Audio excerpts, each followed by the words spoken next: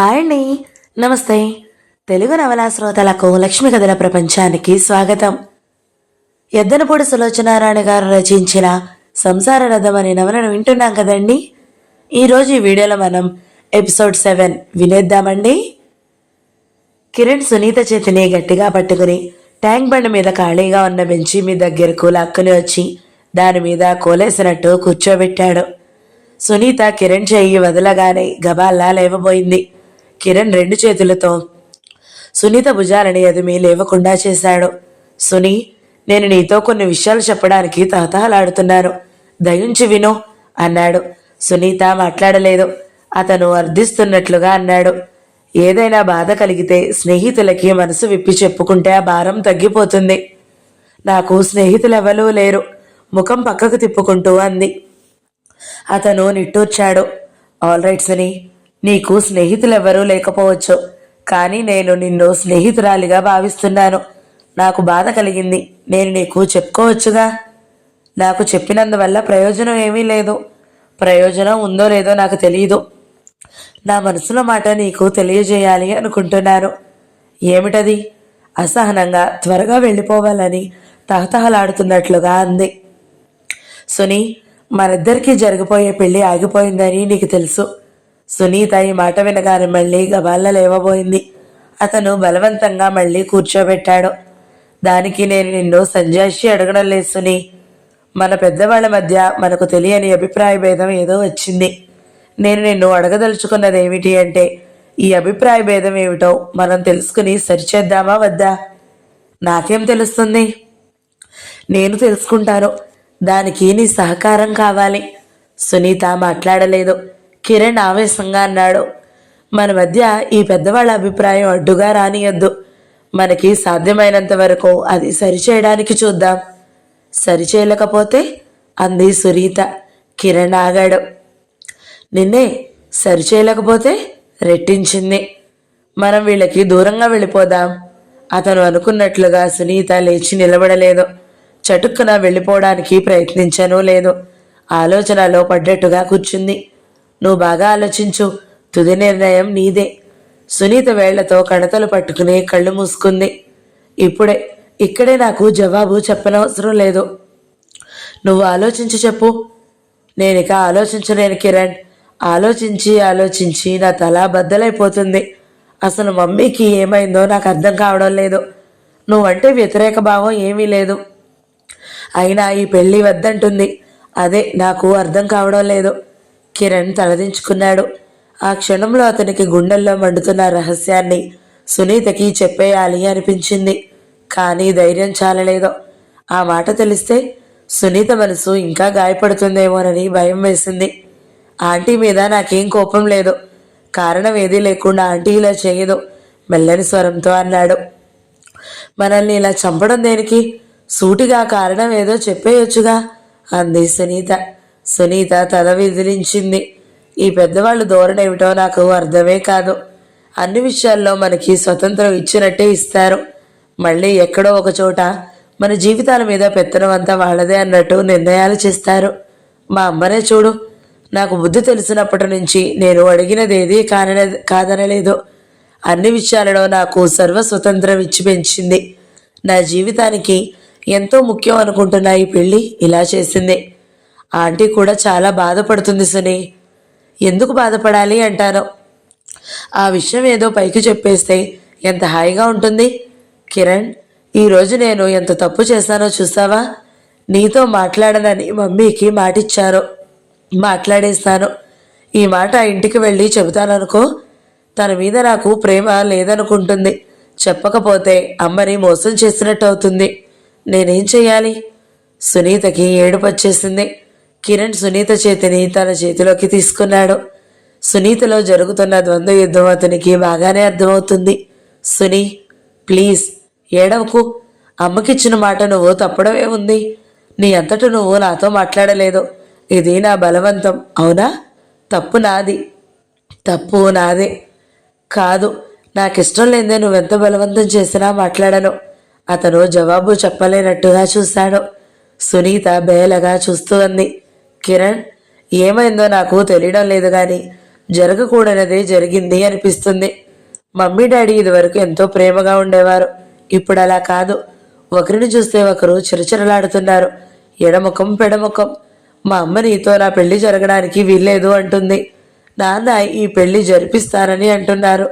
ఈ విషయంలో నేను నాన్న మాట వినాలా, అమ్మ మాట వినాలా? నువ్వే చెప్పు. కిరణ్ సందిగ్ధంలో పడ్డాడు. ఆంటీ అంత కాదన్నప్పుడు నువ్వు మీ నాన్న మాట వినకూడదు అన్నాడు.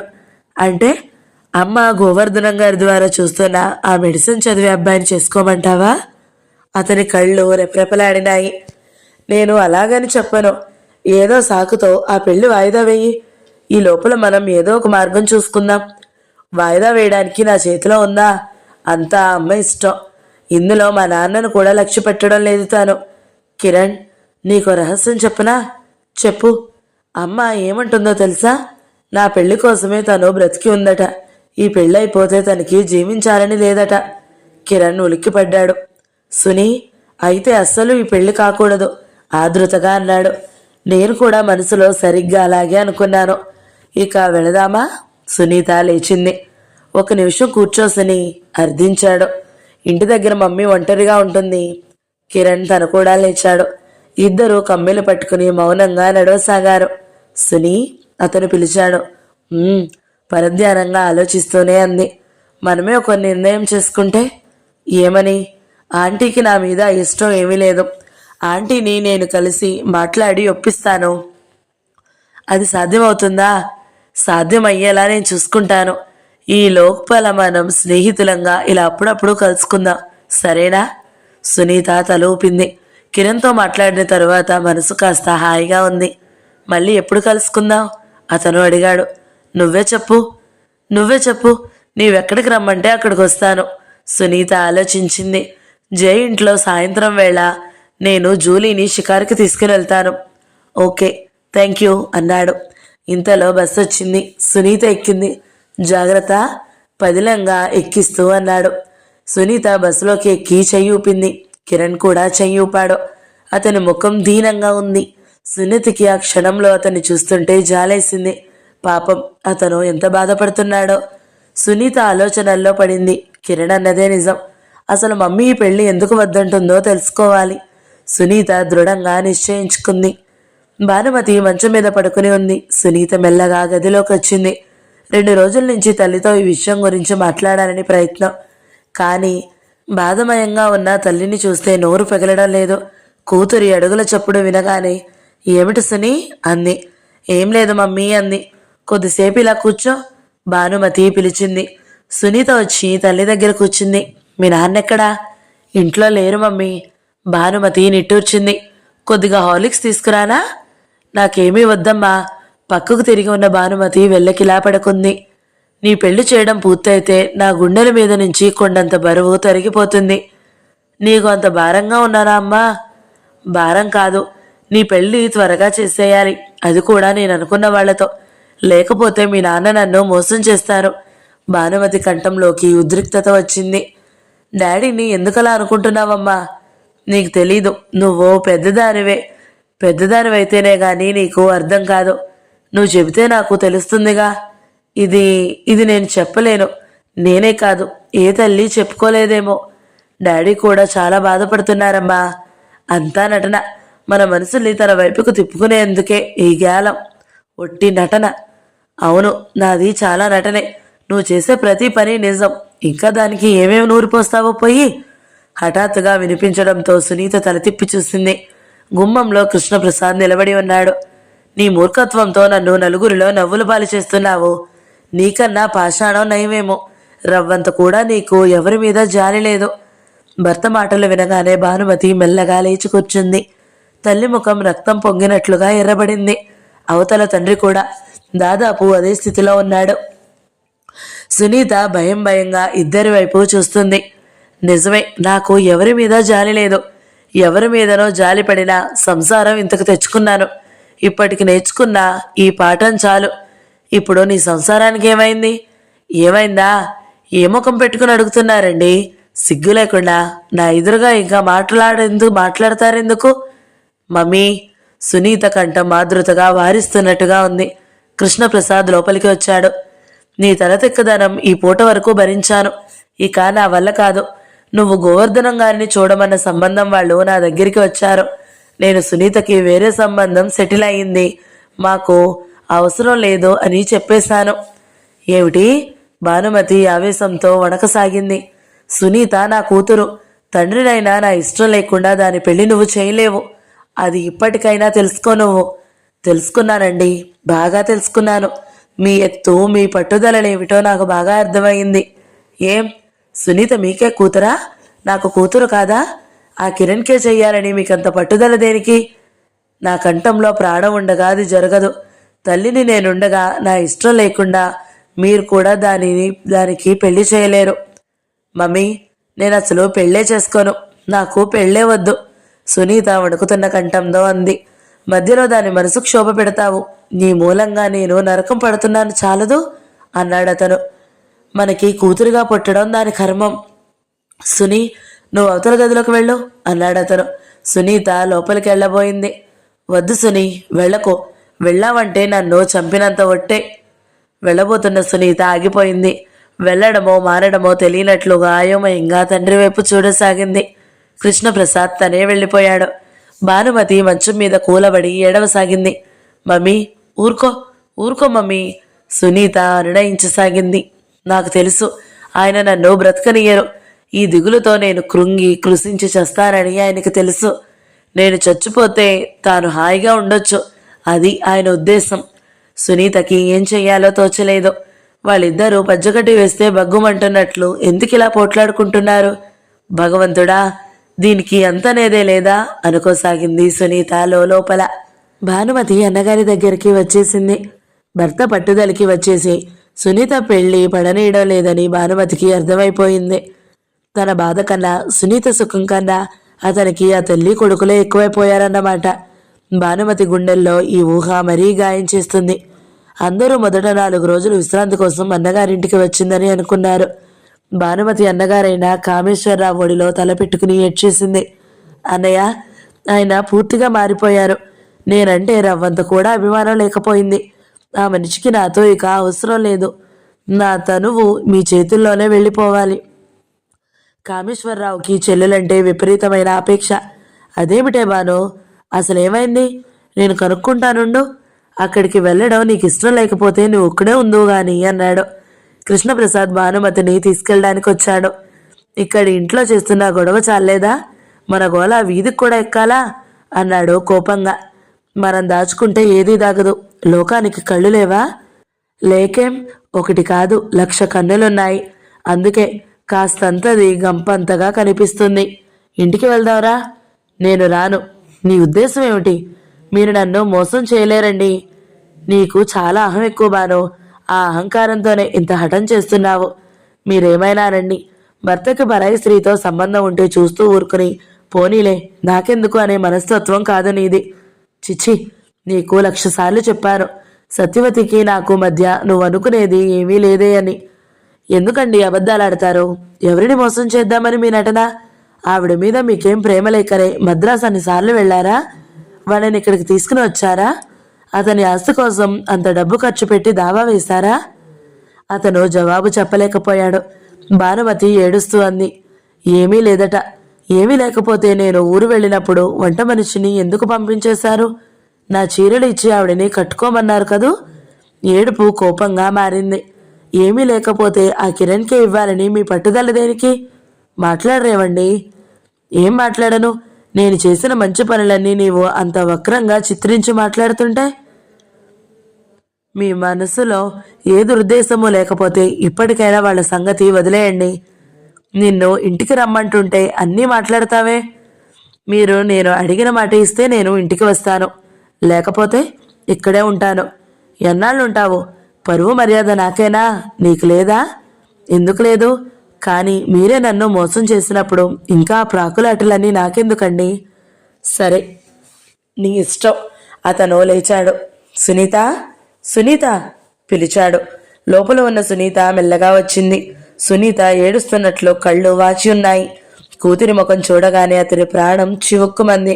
మన ఇంటికి వెళ్దాంరా అన్నాడు. సునీత తల్లి వైపు చూసింది. సునీత రాదు. అది నేను బ్రతికి ఉన్నంతకాలం నా దగ్గరే ఉంటుంది అంది భానుమతి. సునీత తండ్రి వైపు నిస్సహాయంగా చూసింది. అతనిలో బిగబట్టుకున్న కోపం, బాధ స్పష్టంగా కనిపిస్తున్నాయి. అతను బలవంతంగా దిగమింగి, సరే, నన్ను కాదని నువ్వు బ్రతకగలిగినప్పుడు నేను బ్రతకలేనా? నీ అంతటా నువ్వు నా దగ్గరికి వచ్చినప్పుడే నేను నీ కంటికి మళ్ళీ కనిపించేది. అతను పెద్ద పెద్ద అంగలేసుకుంటూ వెళ్ళిపోయాడు. కృష్ణప్రసాద్ ఉత్తిరీత్యా క్షణం తీరిక చిక్కని వ్యక్తి. అతనికి సంసారంలో ఏమైనా బాధలు, అశాంతి ఉంటే వాటిని లోపల దిగమింగాలి. తన దగ్గరికి వచ్చే క్లయింట్స్కు ముందు మాట్లాడేటప్పుడు అతని ముఖం మీద చిరునవ్వు చెక్కు చెదరకూడదు. మాటల్లో తొందరపాటు కానీ ఆగ్రహం కానీ కనిపించకూడదు. క్లయింట్స్ చాదస్తంగా చెప్పే వాటిని ఓపికగా వినాలి. వృత్తిరీత్యా ఈ పని ఒత్తిడి కాకుండా ఇతను వివిధ సంస్థలతో సంబంధం కలిగి ఉన్నాడు. ఎవరు ఎక్కడ ఏ ప్రోగ్రాం ఆర్గనైజ్ చేయాలన్నా అతని దగ్గరికి సలహాలకి వస్తారు. ఇతను అతని కంటే పెద్దవాళ్ల ముందు సమర్థుడు, తెలివిగలవాడు. అతని కంటే చిన్నవాళ్లకి అనుభవశాలి, దోవచూపే నిర్ధారణశాలి. ఆ విధంగా అటు పెద్దవారితో ఇటు చిన్నవారితో కూడా అతనికి ప్రవకం ఉంది. ఏ ఫంక్షన్కి వెళ్ళినా ఇదివరకు వెంట భానుమతి వచ్చేది. ఇంటి విషయంలో అతనికి అపరిమితమైన సుఖశాంతులు ఉండడంతో వృత్తిరీత్యా ఎదురయ్యే బెడదలన్నీ అవలీలగా ఎదుర్కోగలిగే మనోస్థైర్యం ఉండేది. ఇప్పుడు భానుమతి ఏర్పరిచిన ఈ చికాకు మూలంగా అతనికి తనకుండిన ఆధారం తొలగినట్టుగా, సంఘంలో అందరి కళ్ళ ముందు తన జీవితంలో, మనసులో ఎలాంటి మార్పు లేనట్టుగా ఉండడానికి విశ్వ ప్రయత్నం చేస్తున్నాడు. ఈ ఊరు వచ్చిన కొత్తలో సత్యవతితో గూడు కట్టుకున్న దుఃఖం, ఒంటరితనం పోగొట్టడానికి అతను తనే స్వయంగా సత్యవతిని వివిధ సంస్థలకి పరిచయం చేశాడు. కొన్నిటిలో మెంబర్గా చేర్పించాడు. సత్యవతిలో రాను రాను స్తబ్దత తొలగిపోయి ఉత్సాహం, ఆనందం పుంజుకోసాగాయి. జీవితానికి ఒక అర్థం ఏర్పడింది. ఒంటరితనం పోయింది. కృష్ణప్రసాద్ అండదండలున్నాయి అనే మనోధైర్యం, ఉత్సాహం తెచ్చిపెట్టినాయి. కృష్ణప్రసాద్ జీవితంలో వచ్చిన ఒడిదుడుకులో సత్యవతికి తెలియవు. భానుమతి తనంటే ఈర్ష్యపడుతుందని, తను ఆ ఇంటి నుండి వచ్చేస్తే ఆ సమస్య తీరిపోతుందని భావించింది. సత్యవతికి ఇలా వేరుగా ఉండడమే చాలా సుఖంగా ఉంది. తన ఇల్లు, తన సంసారం, తనకి ఫ్రెండ్ సర్కిల్ పెరిగింది. ఇప్పుడు ఏదైనా విషయం వస్తే సలహా సంప్రదింపులకి నేరుగా కృష్ణప్రసాద్కి ఫోన్ చేయొచ్చు. ఆ వంకతో అతనితో తృప్తిదేరా మాట్లాడవచ్చు. ఇదివరకు ఏ ఫంక్షన్కి వెళ్ళా కృష్ణప్రసాద్ వంట భానుమతి ఉండేది. ఇప్పుడు తరచుగా అతని పక్కన సత్యవతి కనిపిస్తుంది. మొదట ఇది ఎవరి దృష్టిలోనూ అంత ప్రాధాన్యతగా నిలవలేదు. అతని వ్యక్తిత్వం ఎవరూ తప్పుపట్టలేనిది. అదీ కాకుండా సత్యవతి కొడుకుని కృష్ణప్రసాద్ కూతురు చేసుకుంటున్నాడు. దాదాపు ఒకే కుటుంబంగా కలిసిపోయిన వాళ్ళిద్దరి మధ్య ఎలాంటి అరమరికలు లేకపోవడం సహజమే. భర్త లేని సత్యవతి ఇంట్లో పెళ్ళా జల్లా బాదరబందీ లేకపోవడంతో బయట కార్యక్రమాల్లో ఎక్కువగా పాల్గొనడం సహజమే అనిపించినది. కానీ రాను రాను అందరి చూపులు క్రమంగా ప్రశ్నార్థకంగా మారసాగాయి. భానుమతికి కృష్ణప్రసాద్కి సత్యవతికి మూలంగా అభిప్రాయ భేదాలు వచ్చాయనే విషయం బయటికి పొక్కిపోయింది. ఆ ఇద్దరి మధ్య కుటుంబ స్నేహంగా లోకానికి చూపిస్తున్న దాని వెనుక ఇంకేదో ప్రత్యేకమైన సంబంధం ఉందని గుసగుసలు మొదలైనాయి. భానుమతి కూతురిని సత్యవతి కొడుక్కి ఇవ్వడానికి ఇష్టపడడం లేదని, ఆ పెళ్లి జరగడం లేదని, భానుమతి భర్త మీద అలిగి పుట్టింటికి వెళ్ళిపోయిందని కూడా బయటికి తెలిసిపోయింది. దానితో గుసగుసలు ప్రారంభమైనాయి. కృష్ణప్రసాద్ ఎక్కడికైనా వస్తే భానుమతి ఎందుకు రాలేదో అని అడగసాగారు. సత్యవతి కనిపిస్తే మీ అబ్బాయి పెళ్లి సునీతతో ఎప్పుడో అని ఆరా తీస్తున్నారు. సత్యవతికి ఈ సంభాషణ వింటే చిర్రెత్తుకొచ్చేదే. ఒకసారి కృష్ణప్రసాద్ దగ్గర బయట పెట్టేసింది. నేనేం తప్పు చేశానని వీళ్ళంతా నన్ను ఇలా నిలదీస్తున్నారు? అసలు నా కుటుంబ విషయాలు వీళ్ళకి ఎందుకు అంది. అది లోక సహజం సత్యవతి. సంఘం ఒక చెట్టు లాంటిది. అందులో ప్రతి మనిషి ఒక రెమ్మ విషయం మరో కొమ్మకి అవసరం లేదని అన్నా వినిపించుకోదు. ఎదురుగా కనిపిస్తున్న దాన్ని గురించి పట్టించుకోవద్దన్నా మానదు. ఈ పెళ్లి సంగతి ఏమిటి? ఇది ఆలస్యం అవుతున్న కొద్దీ అపవాదులు, అవమానాలు ఎక్కువ అవుతున్నాయి. సాధ్యమైనంత త్వరలో కానిస్తే మంచిది కదా. భానుమతికి ఒంట్లో బాగాలేదు, తగ్గాలి కదా. ఏమిటి సుస్థి? డాక్టర్లకి అంతుబట్టడం లేదు అన్నాడతను. సత్యవతి తర్కించలేదు. సత్యవతికి తన జీవితం ఒక మార్గాన పడింది కదా అన్న సంతోషం నిలవకుండా ఈ పెళ్లి బెడద వచ్చింది. కిరణ్కి సునీతకి పెళ్ళైతే కృష్ణప్రసాద్ అండ తనకి జీవితాంతం ఉంటుంది. అప్పుడు ఇద్దరూ కలిసి తిరిగినా ఎవ్వరూ ఏమీ అనరు. భానుమతి ఈర్ష్యపడినా, తనని అగౌరవంగా మాట్లాడినా తను లెక్క చేయదలుచుకోలేదు. సమర్థుడు, సంస్కారవంతుడు, అనురాగమూర్తి అయిన భర్తనే కోటగోడ మధ్య రాణివాసంగా సుఖజీవనం గడుపుతున్న భానుమతికి ఏ అండా లేని తనలాంటి ఒంటరి స్త్రీల జీవితాలలో బాధ ఏం తెలుస్తుంది? కృష్ణప్రసాద్ భానుమతికి ఏ కొరత లేకుండా చూస్తున్నప్పుడు ఇంకా ఆవిడ అసంతృప్తి ఎందుకో సత్యవతికి బొత్తిగా అర్థం కావడం లేదు. క్లయింట్స్కి ఎంతమందికి అతను ఎన్ని విధాలుగా సహాయం చేయడం లేదు. తనకు చేస్తున్న సహాయం కూడా అలాగే అనుకోరాదా? అతన్ని ఎందుకు బాధ పెట్టాలి? తమ ఇద్దరి పేర్లు నలుగురిలో పాకేలా ఎందుకు చేయాలి అనుకోసాగింది. గోవర్ధనం గారు భానుమతిని చూడడానికి వచ్చారు. చిక్కి శైల్యమయ్యి కళ్ళలోకి ప్రాణాలు తెచ్చుకున్న భానుమతిని చూసి ఆయన నిశ్చేష్టుడయ్యాడు. ఆయన దాదాపు 4 రోజులుగా ఊళ్ళో లేరు. చెల్లెలు కొడుకుపోతే ఆ కుటుంబ వ్యవహారాలు చక్కబెట్టడానికి అమలాపురం వెళ్లారు. కృష్ణప్రసాద్ ఇంటికి వస్తే అతను కోర్టుకు వెళ్లే హడావిడిలో ఉన్నాడు. భానుకి ఒంట్లో బాగాలేదండి, విశ్రాంతిగా ఉంటుందని అన్నగారింటికి వెళ్ళింది అనేసి వెళ్ళిపోయాడు. ఆయన సాయంత్రం భానుమతిని చూడడానికి వచ్చాడు. మంచం మీద పడుకున్న భానుమతిని చూసి ఆయన తన కళ్ళని తనే నమ్మలేకపోయాడు. ఇదేమిటమ్మా భాను, ఏమిటసలు సుస్థి, ఏమైంది అన్నారు. భానుమతి ఏడవసాగింది. అరెరే, ఏమిటిది, డాక్టర్లు ఏమన్నారు అన్నారాయన గాబరాగా. నేను ఎంత త్వరగా పోతే అంత సుఖం అన్నారు అంది. ఇంతలో సునీత పళ్ళరసం గ్లాస్తో వచ్చింది.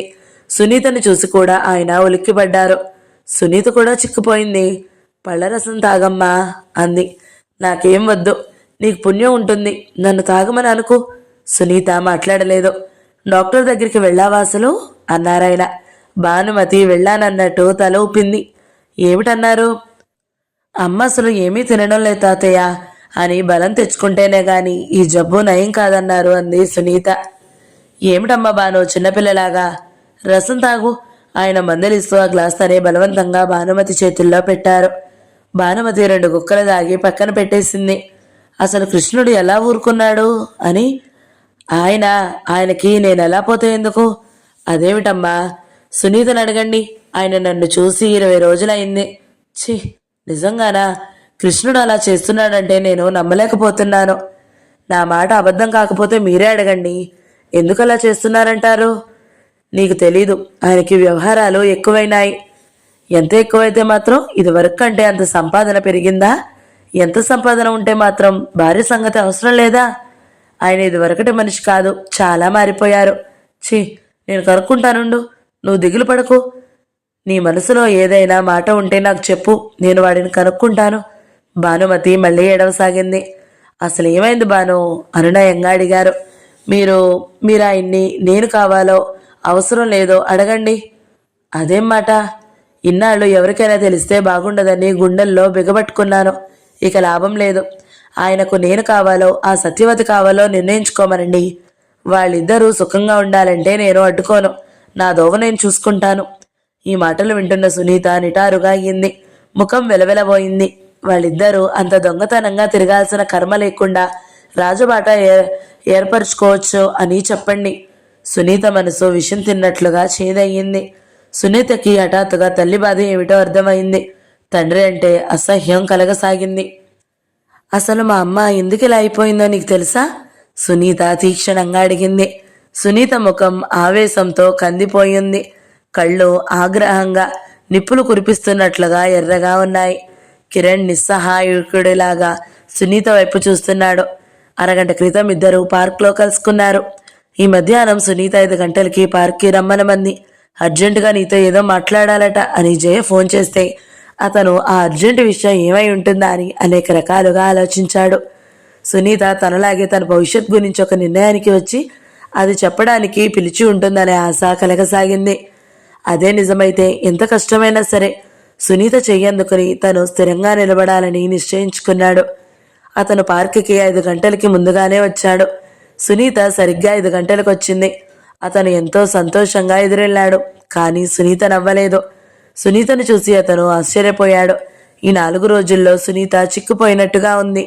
ఇద్దరు బెంచీ దగ్గరికి వెళ్ళి కూర్చున్నారు. ఆంటీకి ఎలా ఉంది అలవాటుగా అడిగాడు. అలాగే ఉంది. అతను సునీతనే గమనిస్తున్నాడు. సునీత ఎటో చూస్తూ అంది. ఇలాగే ఇంకొన్నాళ్ళు గడిస్తే అమ్మ బ్రతకదంటున్నారు. సునీత కళ్ళల్లో నీళ్లు తిరిగాయి. సునీ అతను సునీత చెయ్యి మీద చెయ్యి ఆనించబోయాడు. సునీత పాము కాటికి దూరంగా వెళ్ళినట్టుగా గబాల్ల లేచి వెళ్ళి అక్కడున్న చెట్టుని ఆనుకుని అటు తిరిగి నిలుచుంది.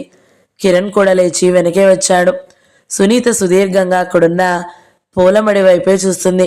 కిరణ్ అనునయంగా అన్నాడు, అధైర్యపడకు సుని, ఆంటీకి తప్పకుండా నయమవుతుంది. నయం కాదు, కానే కాదు. నాకు తెలుసు, అమ్మ దిగులుతో మంచాన పడింది. పరోపకారం చేయబోయి తన ప్రాణానికి ముప్పు తెచ్చుకుంది. మీరు ఈ ఊరు రాకుండా ఉంటే మేము హాయిగా ఉండేవాళ్ళం. సునీత, అసలు మా అమ్మ ఎందుకు ఇలా అయిందో నీకు తెలుసా? అతను ప్రాణం ఒగ్గబట్టి చూస్తున్నాడు. సునీత ఎరుపెక్కిన మొహంతో తీక్షణంగా అంది, మీ అమ్మ మూలంగా. నాకిన్నాళ్ళు తెలియలేదు. మా అమ్మ సుస్థికి మీ అమ్మే కారణం. మా నాన్నని లోబర్చుకుంది. మా నాన్నకి పిచ్చి పట్టేలా చేసింది. మా అమ్మ ఎంత బాధపడుతున్నా మా నాన్న పట్టించుకోవడం లేదు. మీరెంత కసాయి వాళ్ళు అనుకోలేదు కిరణ్. నువ్వే చెప్పు, మా అమ్మ మిమ్మల్ని ఎంత బాగా చూసింది. దానికి మీరు చూపే కృతజ్ఞత ఇదేనన్నమాట. అతని కళ్ళు రెపరెపలనాడాయి. నన్నేం చేయమంటావు చెప్పు. మీ అమ్మకి బుద్ధి చెప్పు. ఎలా, ఏమని?